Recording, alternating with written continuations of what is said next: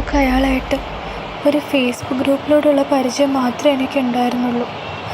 പിന്നെ ഞങ്ങൾ തമ്മിൽ ഇഷ്ടത്തിലായി.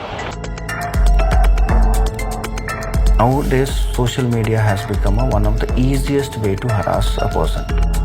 അറിവിന്റെ കാര്യത്തിൽ എന്നതുപോലെ അതിക്രമങ്ങളുടെ കാര്യത്തിലും ഈ ഡിജിറ്റൽ ലോകം വളരുകയാണ്. അന്നൊക്കെ അയാൾ എൻ്റെ പ്രൈവറ്റ് ഫോട്ടോസും വീഡിയോസൊക്കെ ചോദിക്കുമായിരുന്നു.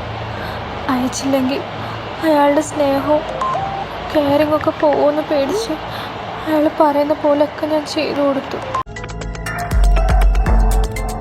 It is an essential life skill to train children as to how to handle misinformation.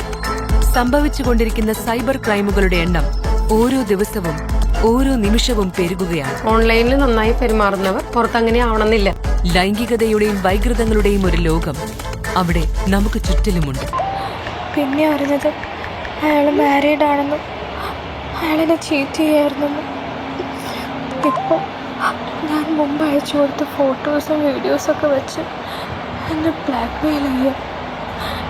എനിക്കറിയില്ല എന്താ ചെയ്യേണ്ടതെന്ന്.